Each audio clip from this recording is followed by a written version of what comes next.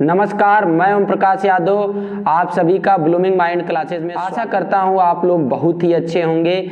इस वीडियो में 9 से 12 की कक्षा तक के जो एग्जाम हुए थे, सामान्य अध्ययन की जो प्रतियोगिता हुई थी, उसके सभी प्रश्न चर्चा किया जाएगा। तो सर्वे भवन्तु सुखिना, सर्वे संतु, जागो और खुद को पहचानो। यूं ही नहीं मिलती राही को मंजिल, एक हौसला सा दिल में जगाना पड़ता है। पूछा चिड़िया से कैसे बनाया आशियाना, बोली भरनी पड़ती है उड़ान बार बार, तिनका तिनका उठाना पड़ता है। यूं ही जय जयकार नहीं होती, मेहनत करने वालों की कभी हार नहीं होती। आप यदि किसी भी एग्जाम में बैठते हैं, यदि आप सफल होते हैं अच्छी बात है, यदि आप असफल होते हैं कोई बात नहीं है। आप अपनी कमियों को सुधारिए और उन पर काम करिए। जो भी 9 से 12 तक का जो एग्जाम हुआ था जीके का, तो उसके विषय में चर्चा करने वाला हूं। तो यहाँ पे आप लोग देख लीजिए,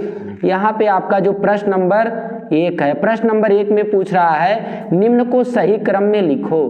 तो इसमें है, पहला है जुताई, और इसके बाद में क्या है आपका कटाई है, फिर इसके बाद में आपका है बुआई है, फिर आपका है दवाई है। तो यहाँ देखिए सबसे पहले क्या होता है, सबसे पहले आपका जुताई होता है, फिर आपका बुआई होता है, फिर आपका कटाई होता है, फिर क्या होता है दवाई होता है। तो इस तरीके से क्या हो रहा है आपका ए, सी और बी, इसके बाद में क्या हो रहा है डी हो रहा है। तो देखिए कौन सा ऑप्शन मिल रहा है, तो ऑप्शन नंबर जो सी है इसमें आपको मिल रहा है ए, सी, बी, डी। तो इस तरीके से शायद आप लोग इसको अच्छा किए होंगे। फिर देखिए मैं चर्चा करता हूं, यहाँ पे दिया है रबी की फसल। तो यहाँ पे है आपका पूछ रहा है कि रबी की फसल बोई जाती है। तो यहाँ देख लीजिए आप लोग कि रबी की फसल जो बोई जाती है, तो आपका देखिए जो नवंबर से दिसंबर के बीच में क्या होता है, रबी की फसल आपकी बोई जाती है, क्योंकि अक्टूबर और नवंबर के बीच में खरीफ की जो फसल होती है उसकी कटाई की जाती है। तो प्रश्न नंबर 2 का ऑप्शन नंबर ए सही है। फिर पूछ रहा है निम्न में से खरीफ की फसल कौन नहीं है। देखिए पूछ रहा है निम्न में से खरीफ की फसल कौन नहीं है, गेहूं, तरबूज, भिंडी, इनमें से कोई नहीं। तो देखिए जो गेहूं है ये आपका रबी की फसल के अंतर्गत आता है, तरबूज और जो भिंडी होता है ये आपका जायद की फसल के अंतर्गत आता है, और इसके बाद में जो भी धान वगैरह होता है ये खरीफ की फसल के अंतर्गत आता है। तो इसमें ऑप्शन नहीं है, तो ऑप्शन नंबर क्या सही होगा इसका, तीसरे का ऑप्शन नंबर डी सही होगा। फिर देखिए पूछ रहा है प्रश्न नंबर 4 में, पहले कोटे पर सफेद काट पर चावल और गेहूं की कीमत क्या थी। तो इसका देखिए ऑप्शन नंबर डी आपका ये सही था, 2.5, 3 रुपए। फिर इसके बाद में देखिए आपका ऑप्शन नंबर 5, तो ये आपका करंट का प्रश्न है। आप देखिए आपको क्या करना है कि आप अगर 9 में पढ़ रहे हैं, 12 में पढ़ रहे हैं, आप कभी ना कभी तो कंपटीशन में आएंगे। तो इससे पहले आपके घर पे यदि पेपर आता हो, मार्केट में आप जाते हैं, तो पेपर को एक बार कम से कम पढ़िए रोज डेली। इससे क्या होगा आपकी आदत बन जाएगी, करंट अफेयर आपको रिवाइज होता रहेगा। तो इसमें देखिए अभी हाल ही में किस भारतीय को मिस यूनिवर्स 2021 घोषित किया गया है। तो ये आपका है हरनाज संधू को मिस यूनिवर्स 2021 घोषित किया गया है। और देखिए जो सुष्मिता सेन है, इनको 1994 में, कब 1994 में इनको मिस यूनिवर्स घोषित किया गया था, और सन 2000 में लारा दत्ता को मिस यूनिवर्स घोषित किया गया था। फिर देखिए आता है आपका वर्तमान में रेल मंत्री कौन है। तो देखिए ऑप्शन भी है, जो पहले का जिसको याद होगा वो पीयूष गोयल मार दिया होगा, लेकिन वर्तमान में जो रेल मंत्री हैं वो कौन है, अश्विनी वैष्णव है।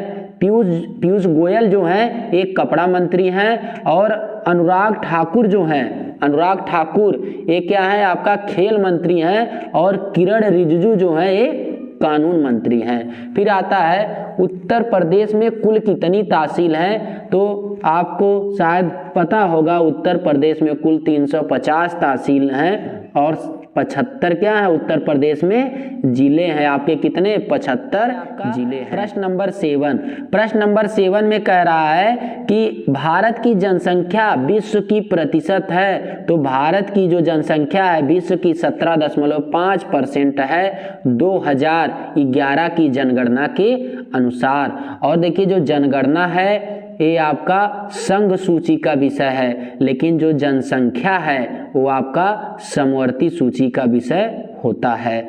और फिर देखिए इसी में है 2.4, तो भारत का क्षेत्रफल विश्व का क्षेत्रफल का कितना है 2.4% है, ये भी आपको याद होना चाहिए। और भारत जो आपका देश के अनुसार किस स्थान पे है क्षेत्रफल में, 7वें स्थान पे है। पहले पे है रूस, कनाडा, अमेरिका, चीन, ब्राजील, ऑस्ट्रेलिया और फिर कौन है भारत है। फिर प्रश्न नंबर 8 में कह रहा है भारत का राष्ट्रीय चिन्ह है, तो भारत का जो राष्ट्रीय चिन्ह है क्या है अशोक स्तंभ है। मछली और जो तीर धनुष है ये उत्तर प्रदेश का राष्ट्रीय चिन्ह है, ये भी आपको पता होना चाहिए। और देखिए है प्रश्न नंबर 9, दक्षिण अफ्रीका में बापू के आश्रम का नाम है, बापू का मतलब महात्मा गांधी जी के आश्रम का नाम क्या है दक्षिण अफ्रीका में, तो उनके आश्रम का नाम है टालस्टॉय। और 9 जनवरी 1900 कब 9 जनवरी आपका 1915 में 9 जनवरी 1915 में बापूजी दक्षिण अफ्रीका से भारत आए थे, इसलिए 9 जनवरी को क्या मनाया जाता है प्रवासी भारतीय दिवस, जो अभी हाल ही में मनाया गया था। फिर इसके बाद में देखिए है आपका यहाँ पे हो जाएगा, पूछ रहा है बंदी जीवन पुस्तक है, तो बंदी जीवन जो पुस्तक है इसको क्रांतिकारियों की बाइबिल कहा जाता है। इसको लिखा था सचिंद्रनाथ सान्याल जी ने लिखा था। और जो दीन बंधु हैं इनकी पुस्तक का क्या नाम है, तो नील दर्पण है। डॉक्टर राजेंद्र प्रसाद जी की पुस्तक का नाम इंडिया डिवाइडेड। और पंडित जवाहरलाल नेहरू जी की पुस्तक का नाम है विश्व इतिहास की झलक, भारत की खोज, द गंगा। और फिर है प्रश्न नंबर 11, ये काफ़ी अभी चर्चा में था। प्रश्न नंबर जो 11 है, दुनिया के सबसे ताकतवर नेता, तो दुनिया के जो सबसे ताकतवर नेता हैं वो कौन है, बराक ओबामा जी हैं दुनिया के सबसे ताकतवर नेता। और इनकी पुस्तक का नाम है ए प्रॉमिस्ड लैंड, इनकी पुस्तक का नाम है। और जो नरेंद्र मोदी जी हैं वो दुनिया के 8वें स्थान के ताकतवर नेता हैं। फिर आता है आपका प्रश्न नंबर 12, इसमें पूछ रहा है प्रॉमिस्ड लैंड पुस्तक है, तो प्रॉमिस्ड लैंड जो पुस्तक है ये किसकी पुस्तक है, बराक ओबामा जी की पुस्तक का नाम है प्रॉमिस्ड लैंड। फिर देखिए 2021 का पर्सन ऑफ द ईयर का पुरस्कार जो बाइडेन और कमला हैरिस को दिया गया था। जो बाइडेन जो है ये 46वें स्थान के क्या है, 46वें स्थान के राष्ट्रपति हैं अमेरिका के। और जो कमला हैरिस हैं वो 49वें स्थान की उपराष्ट्रपति हैं अमेरिका की, पहली महिला उपराष्ट्रपति के तौर पर जो भारतीय मूल की हैं और जो तमिलनाडु से संबंधित हैं। रैना जो है तो पुस्तक का नाम क्या है, अनबिलीवेबल है रैना की पुस्तक का नाम।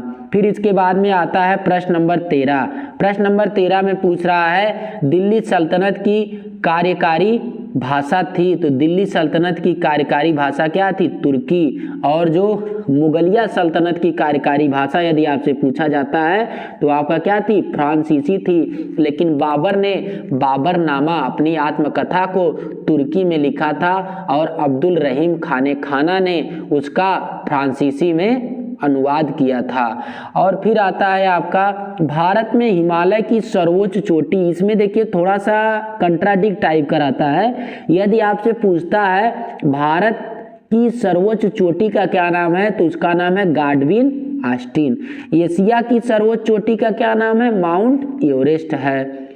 भारत में हिमालय की सर्वोच्च चोटी का क्या नाम है, कंचनजंगा है। फिर पूछेगा यदि लद्दाख में सर्वोच्च चोटी का नाम राका पोसी है। जम्मू कश्मीर में नंगा पर्वत है। और इसके बाद में उत्तराखंड में नंदा देवी है। और फिर अरुणाचल प्रदेश में नामचा बरवा है। फिर आता है प्रश्न नंबर 15, निम्न में से पश्चिम की ओर बहने वाली नदी है, तो निम्न में से पश्चिम की ओर बहने वाली जो नदी है उसका क्या नाम है, तो उसका नाम है आपका नर्मदा जो नदी है वो पश्चिम की ओर बहती है। फिर है कोलंबस किस देश का नागरिक था? तो कोलंबस आपका ये स्पेन का नागरिक था। स्पेन की राजधानी क्या है? मैड्रिड है। और वास्को डी गामा पुर्तगाल का नागरिक था। और पुर्तगाल की जो राजधानी है वो क्या है? पुर्तगाल की राजधानी है लिस्बन है। और फ्रांस की राजधानी पेरिस है। और रूस की राजधानी मॉस्को है।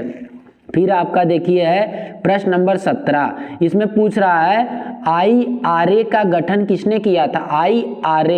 IRA का मतलब होता है इंडियन रिपब्लिक आर्मी। तो इंडियन रिपब्लिक आर्मी का गठन किया था सूर्यसेन जी ने किया था। और यदि आपसे पूछता है कि HRA का गठन किसने किया था? Hindustan Republic association. तो इसका गठन राम प्रसाद बिस्मिल ने, जिन्होंने कहा था सारे जहां से अच्छा हिंदुस्तान हमारा।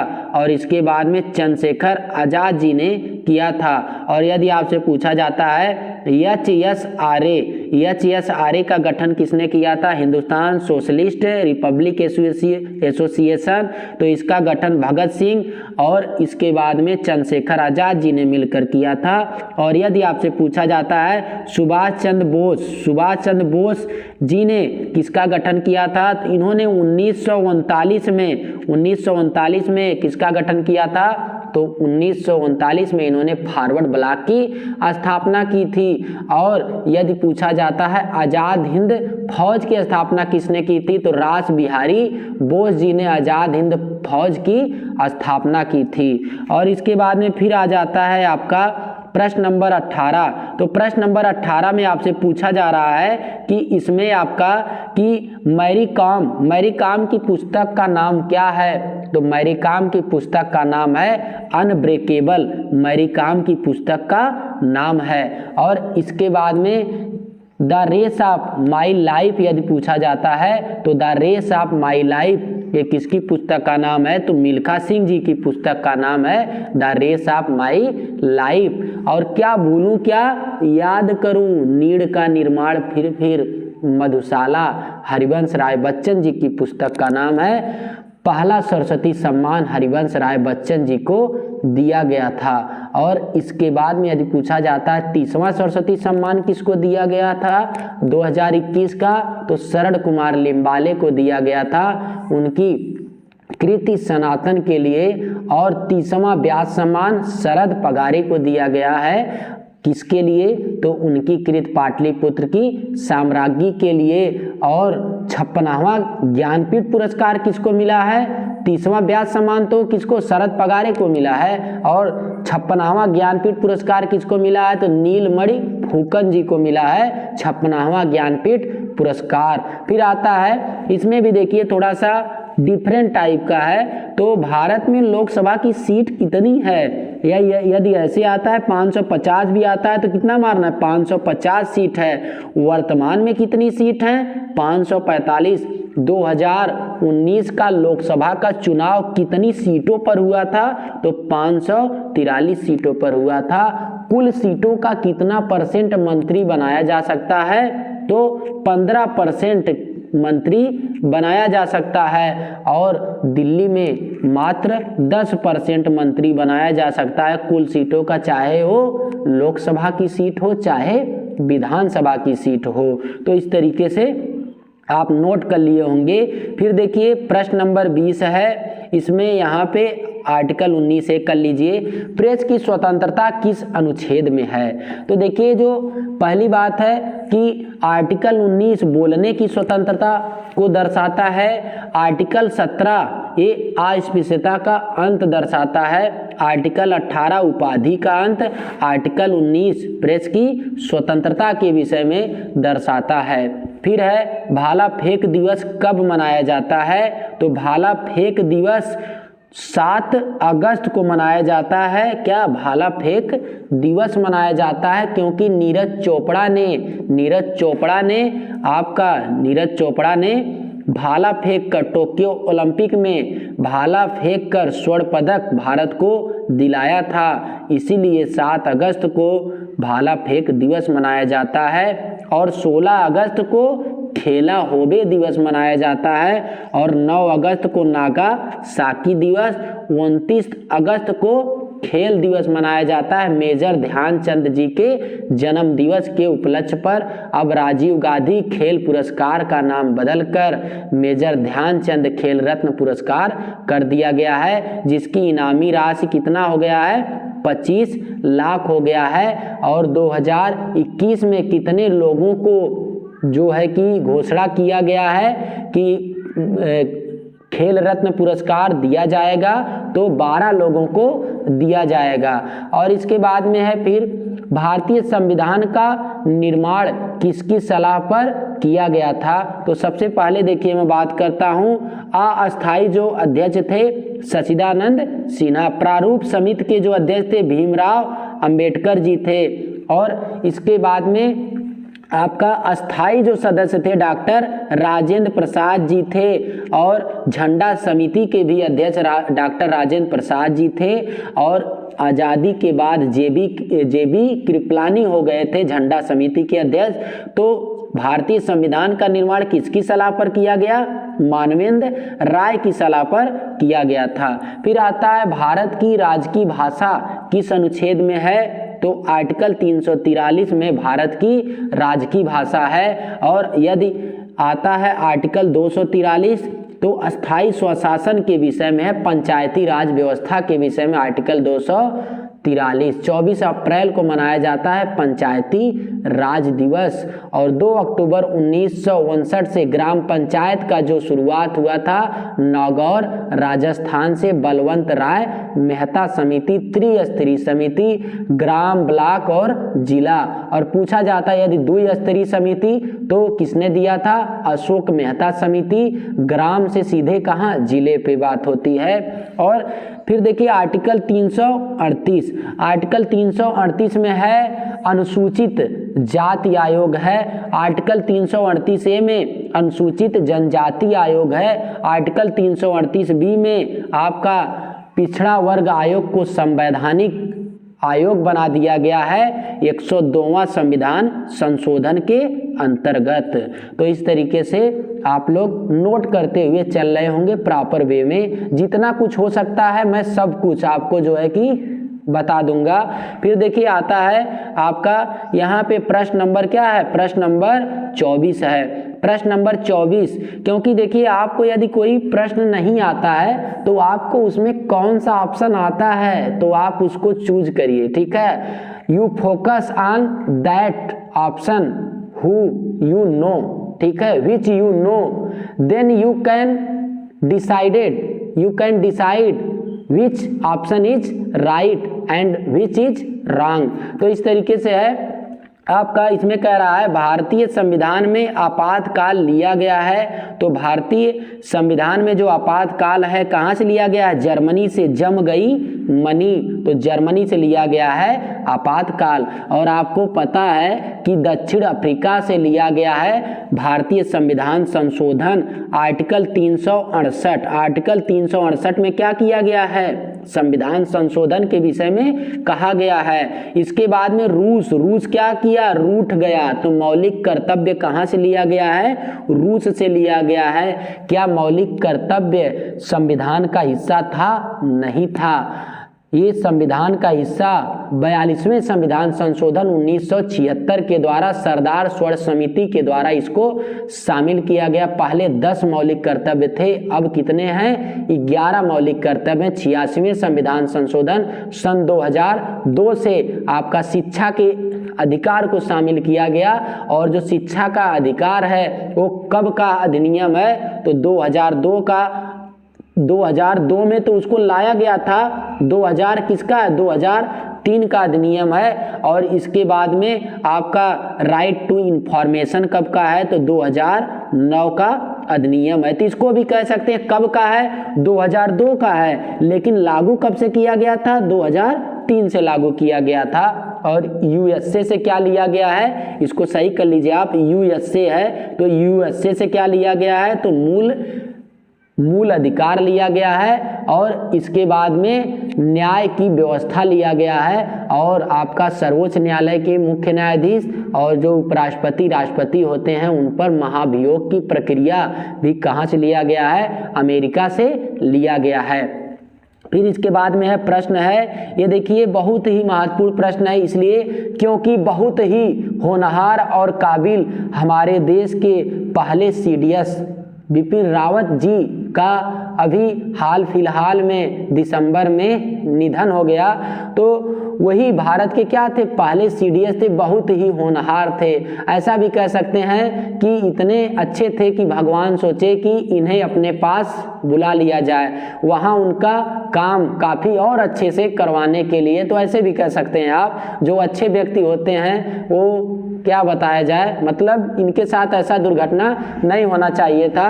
तो भारत के पहले CDS कौन थे, दो बिपिन रावत जी थे भारत के पहले CDS। और भारत के वर्तमान CDS कौन है, तो मनोज मुकुंद नरवाने जी हैं भारत के वर्तमान CDS। इसके बाद देखिए है हिंदी। हिंदी में देखिए पूछा जा रहा है कि भाषा की सबसे छोटी इकाई कौन है। तो भाषा की सबसे छोटी जो इकाई होती है उसको क्या कहा जाता है, वर्ड कहा जाता है। और यदि कोई आपसे बाय द वे पूछता है भाषा की सबसे छोटी मौखिक इकाई क्या होती है, तो आपका ध्वनि होता है। और लिखित इकाई तो वर्ड है, और ऑलरेडी सबसे छोटी इकाई भी वर्ड को माना जाता है। और इसके बाद में सार्थक के आधार पर, मतलब आपका भाव के आधार पर शब्द, और इसके बाद में आपका सबसे बड़ा जो अंग होता है भाषा का वो क्या होता है, वाक्य होता है। फिर है हिंदी भाषा किस भाग में है। तो हिंदी जो भाषा है वो आपका किस भाग में है, तो हिंदी भाषा आपका भाग 17 में है। क्या है, हिंदी भाषा है। और भारतीय संविधान में कुल कितने भाग हैं, तो कुल आपका 22 ठो भाग हैं। और जो भाग 4 है, भाग 4 में क्या है, DPSP है, राज्य के नीति निर्देशक तत्व। कहाँ से लिया गया है, तो इनको लिया गया है आयरलैंड के संविधान से लिया गया है। और देखिए जो आर्टिकल 40 है उसमें ग्राम पंचायत का गठन, आर्टिकल 40 समान नागरिक संहिता जो कहाँ पे लागू है, गोवा में लागू है। और जो आर्टिकल 48 है उसमें क्या है, तो उसमें कृषि एवं पशुपालन, आर्टिकल 48 से पर्यावरण एवं वन्य जीवों की रक्षा, आर्टिकल 50 न्यायपालिका और कार्यपालिका, इसको क्या है, पृथक्करण है। और इसके बाद में आर्टिकल 51 में है विदेशी, आपका अंतर्राष्ट्रीय शांति एवं सुरक्षा के विषय में कहा गया है। फिर आपका है प्रश्न नंबर 28, हड़प्पा सभ्यता की लिपि। हड़प्पा सभ्यता की जो लिपि थी वो कैसी थी, भाव चित्रात्मक थी। इसको प्रागैतिहासिक काल के अंतर्गत कहा जाता है। और इसके बाद में हिंदी में मूल वर्णों की संख्या, हिंदी में जो मूल वर्णों की संख्या है वो कितनी है, 44 है। अब देखिए 11 क्या होते हैं, यहाँ पे आप लिख लीजिए 11 स्वर होते हैं और जो 33 क्या होते हैं, व्यंजन होते हैं। ये मूल वर्ण 44 हो जाएंगे। कुल वर्णों की संख्या कितनी होती है, 52। साधारण वर्णों की संख्या कितनी होती है, 56 होती है। तो इसको भी आप लोग नोट कर लीजिएगा।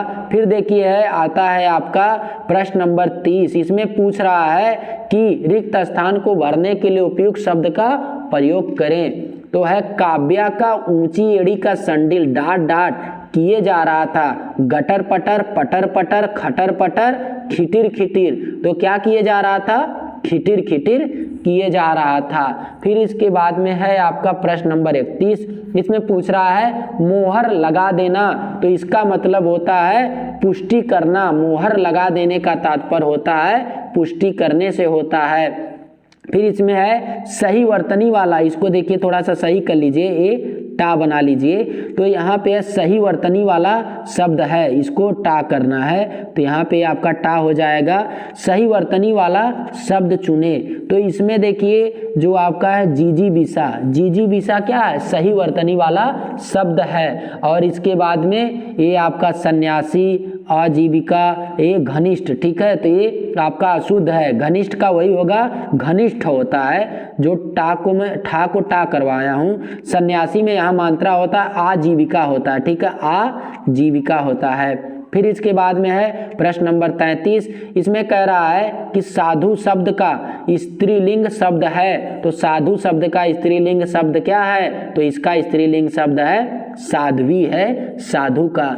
कारक के कितने भेद होते हैं, तो कारक के कुल कितने, 8 भेद होते हैं। कर्ता ने कर्म को करण के से द्वारा संप्रदान के लिए अपादान के से अलग होने में, तो इस तरीके से आपका कितने हो जाएंगे, 8 हो जाएंगे। संबोधन तक होता है, हे वो अरे तक होता है। फिर देखिए आता हूँ मैं प्रश्न आपका इंग्लिश के प्रश्न, तो इसमें देखिए जो इंग्लिश के प्रश्न में आपको आराम से करना है, तो इसमें पूछ रहा है select the incorrectly split word, जो भी गलत वर्तनी है उसको चुनना है। तो यहाँ पे देखिए आपका ये ट्रांसपायर ये सही है। ट्रांसपायर क्या है, सही है, मतलब वाष्पित हो जाना एक तरीके से।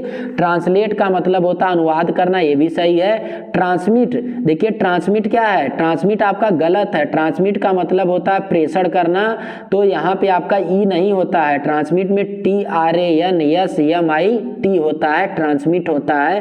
फिर होता है ट्रांसेंड का मतलब होता है ऊंचा उठना, तो इसका ऑप्शन नंबर सी क्या है, सही है। इसके बाद में आ जाता है आपका कि यहाँ पे प्रश्न नंबर 36, तो इसमें देखिए कौन सा है आपका गलत, कौन सा है, तो यहाँ पे आप देख सकते हैं सक्सेसफुली, ये भी सही है। सक्सीड भी सही है। डिटेरियोरेटेड मतलब और भी खराब। इमीडिएटली मतलब तुरंत होता है। और इसके बाद में नन, तो इसमें क्या है, नन हो जाएगा।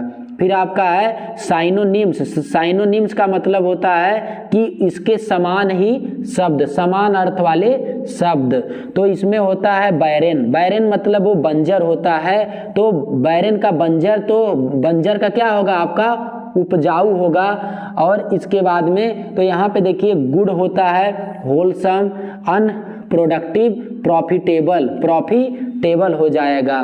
फिर है सफिशिएंट का मतलब होता है पर्याप्त, तो आप देख रहे हैं इसमें इनफ का मतलब क्या होता है, पर्याप्त होता है। फिर आपका है होमेज का मतलब होता है श्रद्धांजलि, और इसके बाद में इसका क्या हो जाएगा, ट्रिब्यूट हो जाएगा। फिर होता है क्रूड का मतलब होता है कच्चा जो होता है, जिसको रिफाइन ना किया गया, जो शुद्ध ना हो, ठीक है, जिसको शोधन किया जाना है, तो क्रूड का क्या होता है, अनरिफाइंड हो जाता है। फिर इसके बाद में फ्रेंडली का मतलब होता है मित्रवत होता है, तो इसका फ्रेंडली का क्या हो जाएगा, तो यहाँ पे फ्रेंडली का क्या होगा, एमिएबल हो जाएगा। ये आपका किसका होगा, फ्रेंडली का होगा।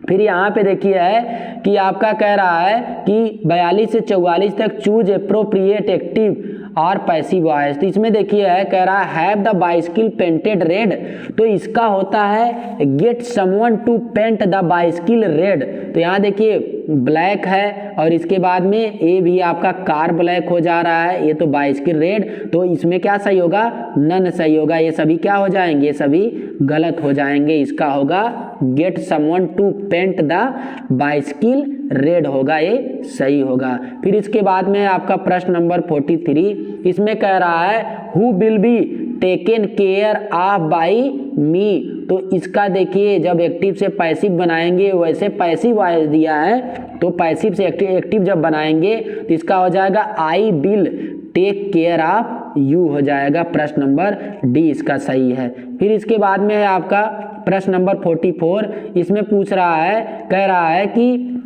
शिवम ईट्स द फूड, तो ये आपका प्रेजेंट इंडेफिनिट का है, तो इसका बनेगा the food is eaten by Shivam, तो इसका प्रश्न नंबर सी सही हो जाएगा। फिर आता है आपका प्रश्न नंबर 45, इसमें डायरेक्ट टू इनडायरेक्ट बनाना है, तो यहाँ से आप देख सकते हैं he said to me do you know Hindi, क्या आप हिंदी जानते हो, क्या आप हिंदी जानते हो, तो इसका होता है ही आस्क्ड मी, ठीक है, ये इंट्रोगेटिव सेंटेंस है जो हेल्पिंग वर्ब से शुरू हुआ है, तो इसका होगा आपका ही आस्क्ड मी इफ होता है, इफ या वेदर का प्रयोग करते हैं इफ, और जो डू होता है, अब ये जो इंट्रोगेटिव है इसको कैसे अफर्मेटिव में बदल देते हैं, तो आपका सिंपल सेंटेंस में बदल दिया जाता है। तो इसका होगा यू, यू क्या होता है second person, second person object के अनुसार चेंज होगा, तो मी का आपका यू मी के अनुसार चेंज होगा तो आई हो जाएगा।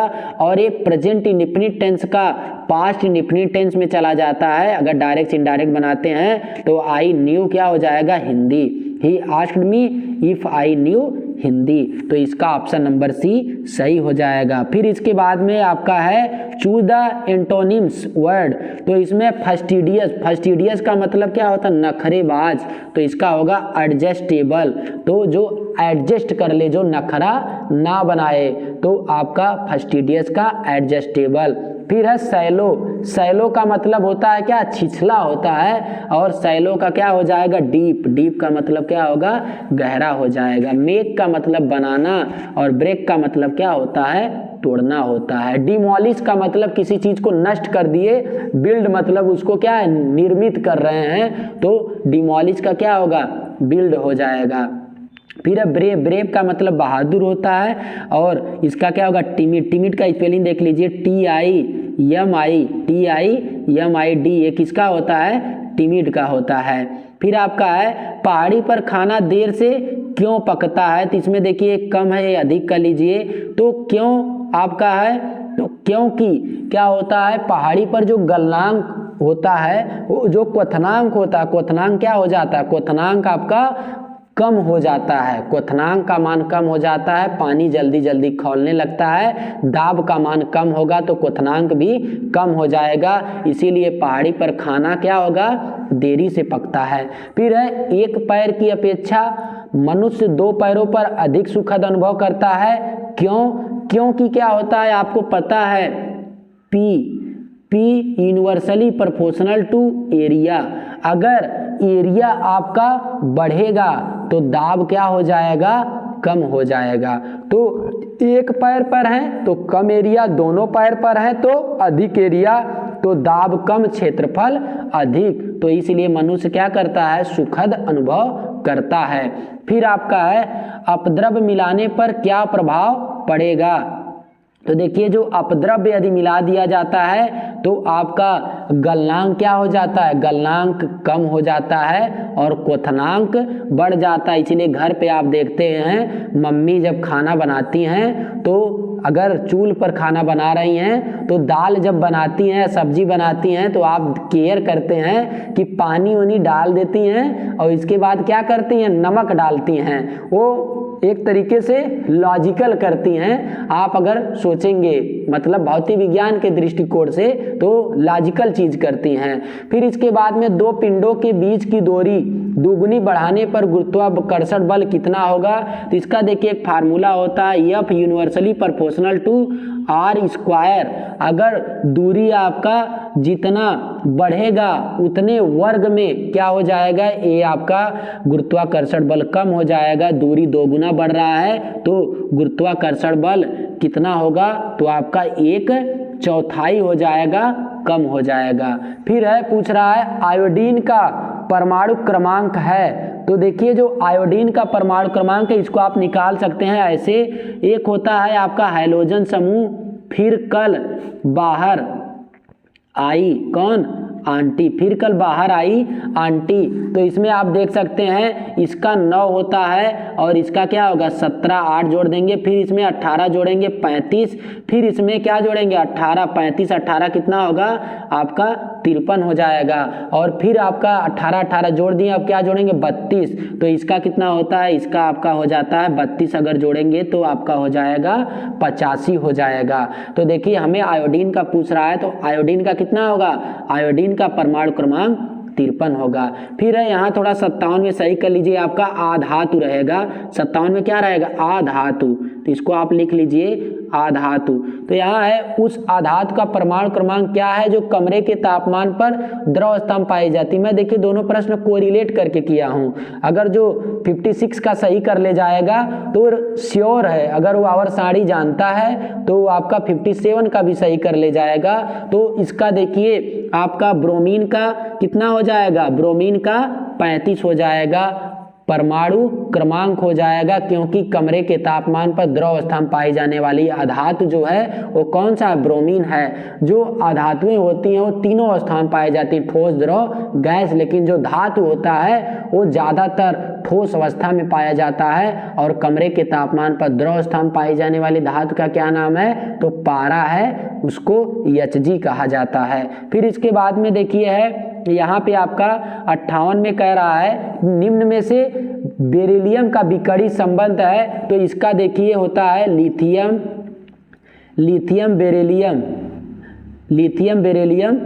Boron, hydrogen, helium, lithium, beryllium, boron, carbon के बाद में लिख लीजिए आपका सोडियम, मैग्नीशियम, फिर होता है एल्युमिनियम, फिर क्या हो जाता है आपका सिलिकॉन हो जाता है। तो यहाँ देख लीजिए विकर्ण संबंध में आप देख सकते हैं बेरिलियम का विकर्ण संबंध किसके साथ होता है, तो एल्युमिनियम के साथ किसका होता है, बेरिलियम का विकर्ण संबंध होता है। फिर इसके बाद में है प्रश्न नंबर 59, इसमें पूछ रहा है CaOCl2 मतलब ये जो विरंजक चूड़ होता है कैल्शियम ऑक्सी हाइपोक्लोराइड जो होता है या क्लोरीनेटेड ऑफ लाइम या आपका इसको बोला जाता है विरंजक चूड़ जो भी है, तो इसका आणविक भार कितना है, तो इसको देखिए निकाला जाता है आपका कैल्शियम का जो परमाणु भार होता है 40 होता है, ऑक्सीजन का परमाणु भार कितना होता है 8 दूनी 16 होता है, और इसके बाद में क्लोरीन का जो परमाणु भार 35 होता है, तो Cl2 है, तो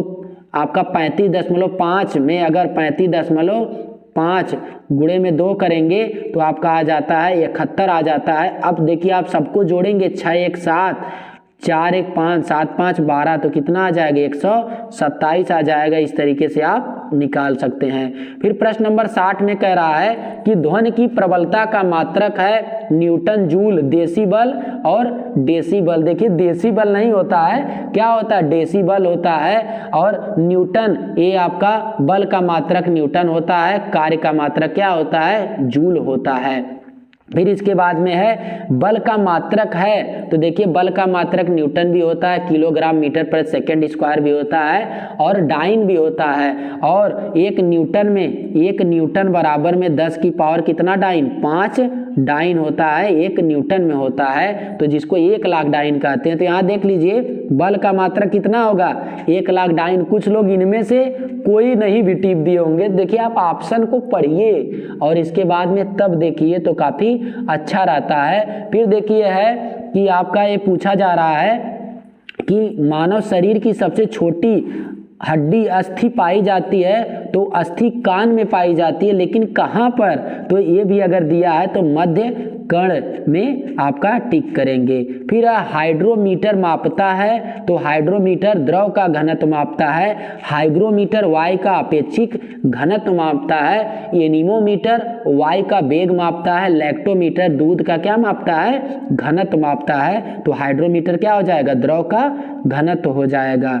फिर इसके बाद में है 64 शुद्ध रक्त रहता है, तो यहाँ देख लीजिए आप लोग, थोड़ा ये मैं चैम्बर बना दे रहा हूँ, तो यहाँ देखिए यहाँ जो आपका होता है ये आपका क्या होता है, ये बायां आलिंद होता है, ये आपका निलय होता है, और इसके बाद में ये आपका दायां क्या होगा दायां आलिंद होगा, ये दायां निलय होगा। तो यहाँ आपका जो शुद्ध रक्त होता है बायां आलिंद और बायां निलय में क्या होता है प्रवाहित होता है। फेफड़े से शुद्ध रक्त किसके द्वारा, जो आपका फेफड़े से शुद्ध रक्त फुफ्फुस जो सिरा होता है उसके द्वारा बाएं आलिंद में आता है, और फुफ्फुस धमनी के द्वारा जो आपका दायां आलिंद होता है, फुफ्फुस धमनी के द्वारा क्या होगा, जो आपका फुफ्फुस धमनी होगा उसमें बायां जो निलय होगा वहां से जो अशुद्ध रक्त होगा फेफड़े में जाता है। और इसके बाद में जो बायां आपका निलय होता है यहाँ से शुद्ध रक्त किसके द्वारा, धमनी के द्वारा शरीर के विभिन्न हिस्सों में जाता है, और इसके बाद में शरीर के विभिन्न हिस्सों से जो आपका अशुद्ध रक्त होता है वो सिरा के द्वारा दाएं किस में जाता है, दाएं आलिंद में जाता है। इस तरीके से प्रोसेस चलता है। फिर है प्रश्न नंबर 65, इसमें पूछ रहा है संवेग का मान 3 गुना करने पर गतिज ऊर्जा कितना गुना होगी, तो इसका देखिए होता है K बराबर में P² बटे में 2m। तो आपको बस इतना पता रहना चाहिए K प्रोपोर्शनल P स्क्वायर। अगर संवेग का मान 3 गुना करेंगे तो 3 का स्क्वायर कितना हो जाएगा, 9 हो जाएगा। इस तरीके से गतिज ऊर्जा 9 गुना हो जाएगी। फिर देखिए है सर्वदाता रक्त समूह है, तो सर्वदाता जो रक्त समूह हो कौन सा है, वो आपका देखिए ज़्यादातर लोग याद किए O प्लस नहीं है, O होता है उसमें भी O माइनस होता है।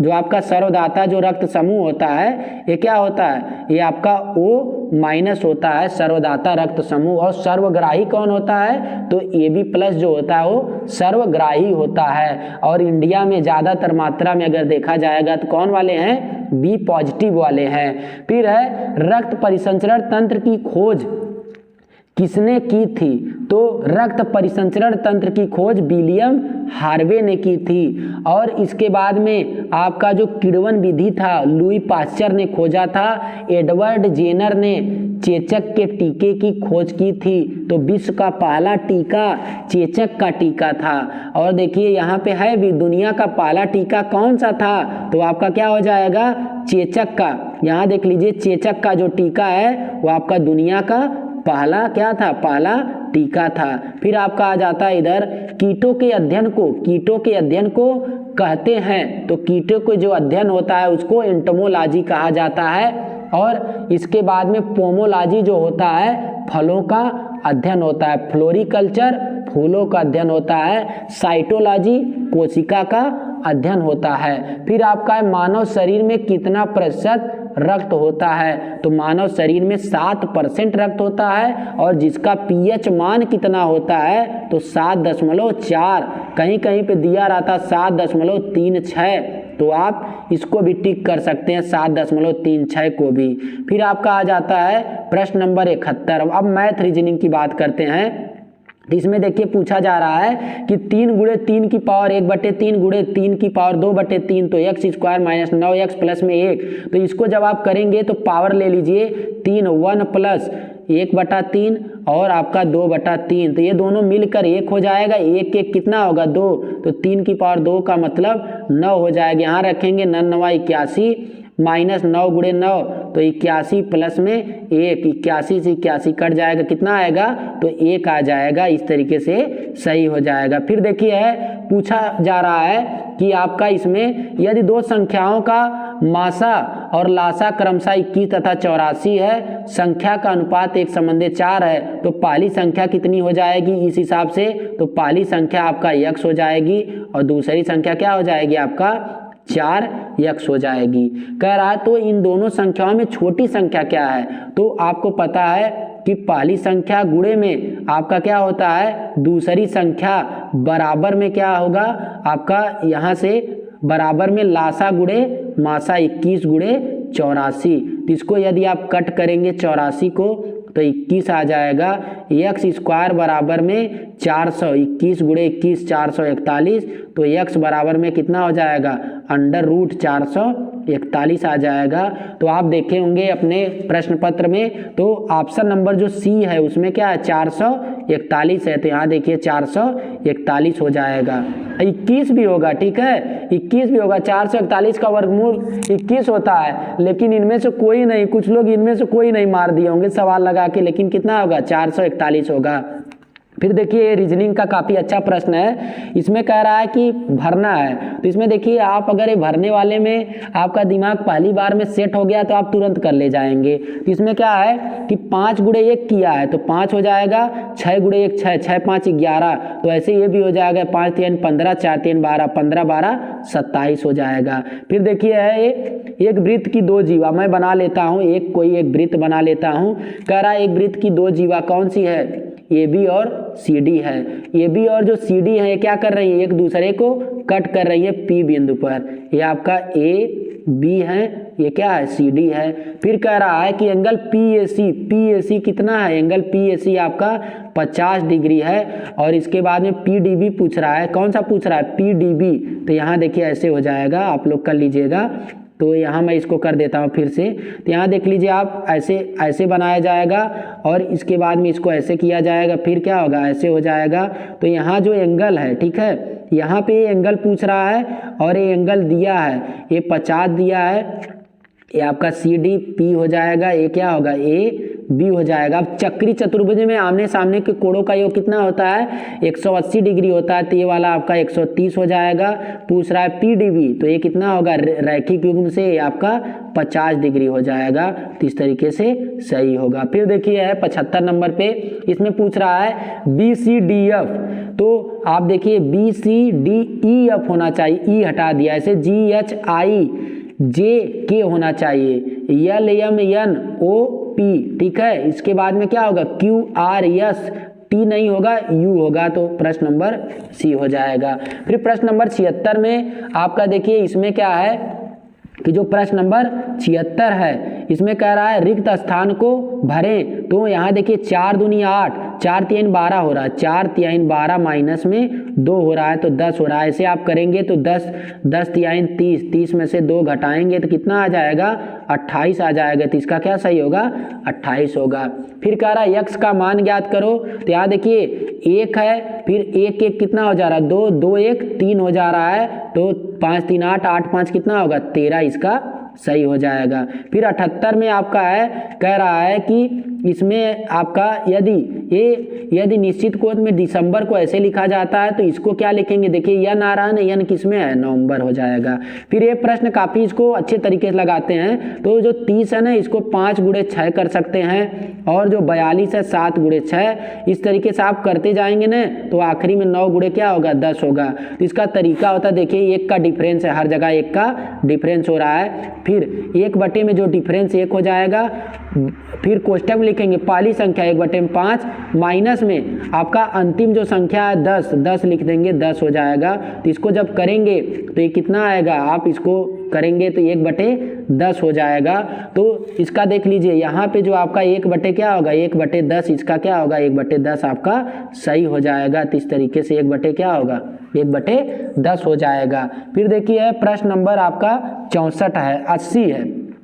प्रश्न नंबर 80 में कह रहा है कि यहाँ देख लीजिए a बराबर 64 b बराबर 289, तो मान निकालना है। इसको अगर 64 यहाँ रखेंगे तो 8 हो जाएगा, 289 रखेंगे 17, 17 8 25 अभी कड़ी लगी है। फिर इसके बाद माइनस में फिर क्या होगा, यहाँ पे देखिए अंडर रूट b का मान 289 का 17 होगा और 64 का 8 हो जाएगा। फिर पूरे के ऊपर 1/2, 18 7 25 तो 5 होगा, माइनस में 17 8 कितना 9 तो 3 हो जाएगा। ये कितना होगा आपका 1 बटे आपका कितना हो जाएगा 1/2, 5 में से 3 जाएगा 2 होगा, तो कड़ी में कितना आ जाएगा कड़ी में 2। इस तरीके से क्या सही होगा कड़ी में 2 सही होगा।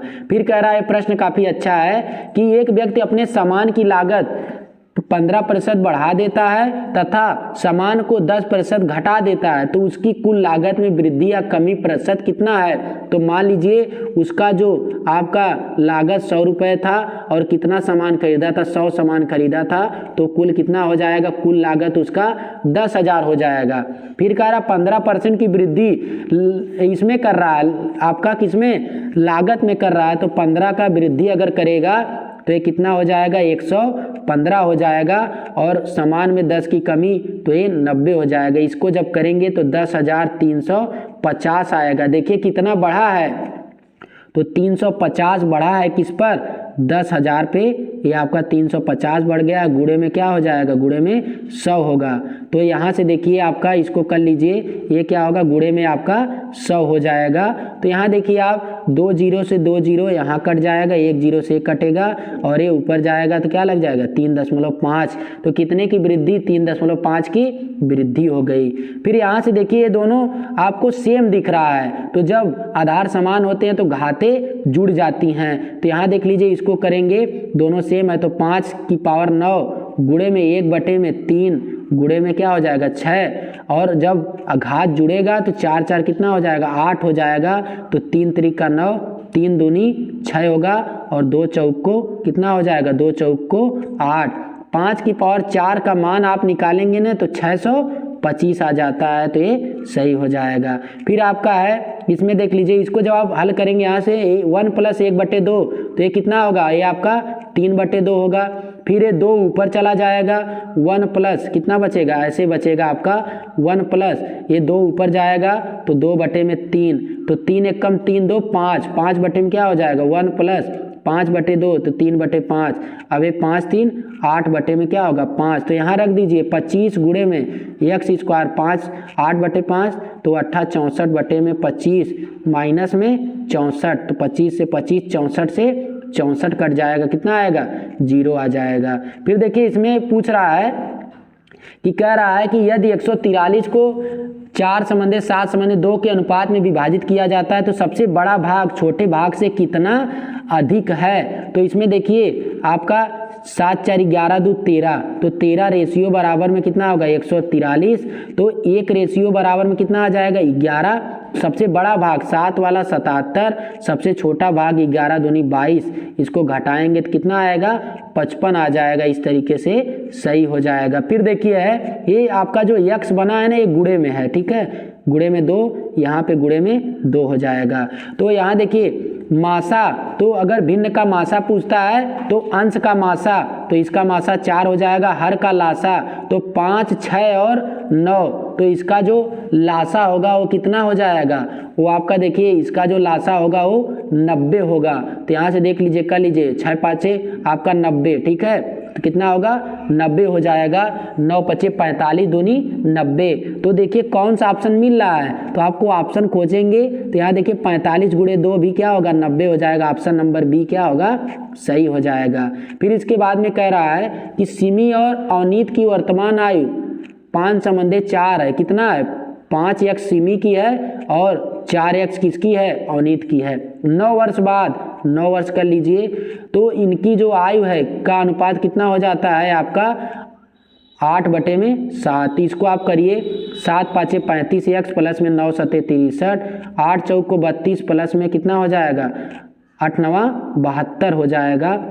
तो इसको लेकर आइए 3x और इसके बाद में कितना हो जाएगा 9x हो जाएगा, तो 9 हो जाएगा। x बराबर कितना आएगा 3, तो सिमी की जो आयु हो जाएगी पूछ रहा है 5x थी 5 3 15 हो जाएगी। तो इस तरीके से आपका 15 सही हो जाएगी। ये जितने देखिए प्रश्न है इसको मैं व्हाइट बोर्ड पे भी करवाऊंगा आपका, तो आप लोग निश्चिंत रहिए। तो यहाँ देखिए जो आपका है ना ये भाग है, ऐसे 2/2 6 बार है, ऐसे ये 4 बार 5 बार आपका ये भी भाग है, और ये कितनी बार 6 बार -1। तो इसको एक बार लिखिए, फिर क्या है 5 बार इसका गुणा कर दीजिए, ठीक है, -1, तो आपका 1 कट जाएगा। और 2 की पावर 4 जो होता है उसका मान कितना होता है 16, 1/16 -1, तो माइनस में 15 बटे क्या होगा 16 हो जाएगा। कौन सा ऑप्शन सही है, ऑप्शन नंबर बी आपका सही हो जाएगा।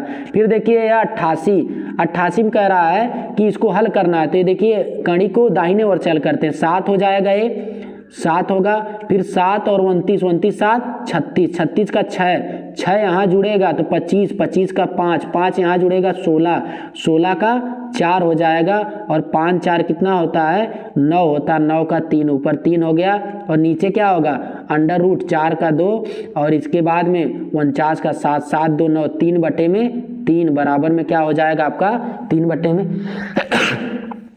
में जो 3 है उसका मान कितना होगा 1 हो जाएगा। तो इस तरीके से देख लीजिए आपका ये कौन सा ऑप्शन 1 सही है।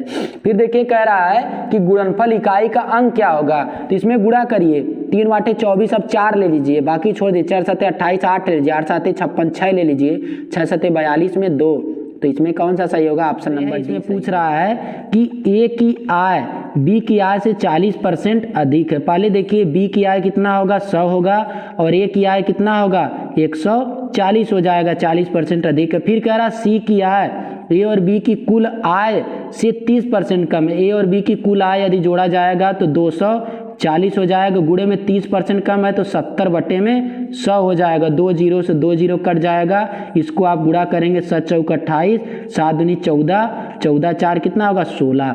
फिर कह रहा है ए की आय सी की आय से कितना % कम है, तो ए की आय सी से कितना कम है, तो ए की आय सी से आपका 28 क्या है 28 कम है, और किससे सी की आय से, तो 28 बटे में 168 गुणे में क्या होगा 100 हो जाएगा। तो इसको आप काटेंगे तो 28 वाटे, ठीक है, 28 छक्का 168 होगा, 6 बटे 48 6 दूनी 12 4 16।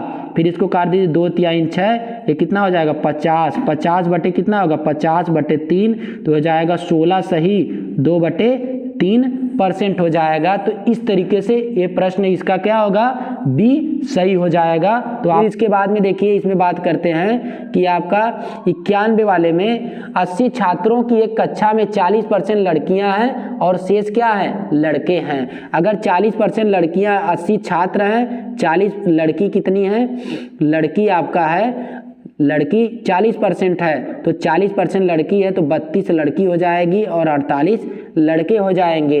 कह रहा है लड़कों का औसत भार कितना है लड़कों का औसत भार आपका है 55.5 तो लड़कों का योग यहाँ से आप निकाल लीजिए जो आएगा ठीक है उसको देख लीजिए। और कह रहा सभी छात्रों का औसत भार तो 80 गुणे कितना हो जाएगा 54 यहाँ से आप निकाल लीजिए। ये जो आएगा इसको इसमें से घटा दीजिए और इसके बाद में 32 से आप भाग कर दीजिएगा तो लड़कियों का औसत भार आ जाएगा जो आएगा 51.75 आएगा। फिर देखिए है कह रहा है कि किसी वस्तु का अंकित मूल्य 900 रुपये है, यदि कोई दुकानदार 36% छूट देने के बाद इसे 20% की हानि पर बेचता है तो वस्तु का क्रय मूल्य ज्ञात कीजिए। तो 900 अंकित मूल्य है ठीक है, 36% की छूट देगा तो कितने में बेचेगा तो आपका ये कितने में बेचेगा 64 में बेचेगा ठीक है। 64% में बटे में 100 तो ये आपका हो जाएगा कितना हो जाएगा 9 चौक को 36 3 9 छक 54 54 3 कितना हो जाएगा आपका 57 हो जाएगा 576। कह रहा है कि 20% की हानि पर बेचता है तो इसका क्रय मूल्य कितना हो जाएगा तो क्रय मूल्य 20% की हानि तो 576 गुणे में 100 बटे में 80 तो इसको कर लीजिए 1 0 कट जाएगा 8 7 56 56 हो जाएगा 56 और 3 ठीक है 8 7 कितना होगा 56 हो जाएगा। और इसके बाद में देखिए 20% की क्या कर रहा है 20% की हानि पर बेच रहा है तो ये कितना होगा 8 7 56 और 1 हो गया 8 दूनी कितना होगा 16 तो कितना आएगा 720 तो 72 गुणे 10 जो है वो सही हो जाएगा।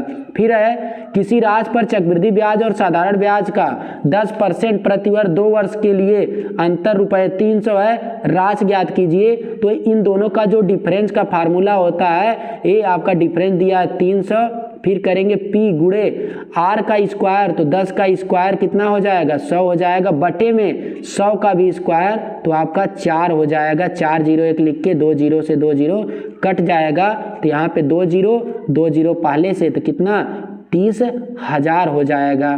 फिर इसके बाद में कह रहा है कि 8% वार्षिक साधारण ब्याज की दर से कोई धन 4 वर्ष में 6600 हो जाएगा तो इसका मतलब कौन सा धन है तो 6600 ये आपका क्या है मिश्र धन है। P गुणे 100 प्लस में कितना होता है 100 प्लस में RT होता है तो 4 बटे 32 132 बटे में कितना हो जाएगा 132 बटे में 100 हो जाएगा।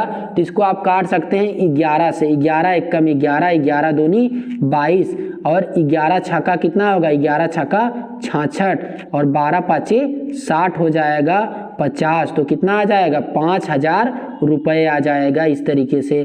फिर देखिए कह रहा है एक चिड़ियाघर में कुछ खरगोश एवं कुछ कबूतर है तो इसको आप 60 ट्रिक से लगाइए तो 200 इनके सिरों की संख्या पहले देखिए इनका जो पैर है इसको कर लीजिए 580 फिर कह रहा है सिरों की संख्या 200 है तो खरगोश का समझ लीजिए पैर समझ लीजिए ठीक है। खरगोश के कितने पैर 4 पैर होते हैं तो 20 सिर के हिसाब से 4 पैर कितने हो जाएंगे तो 4 दूनी 800 एक खरगोश का हो जाएगा यहाँ पे खरगोश हो जाएगा।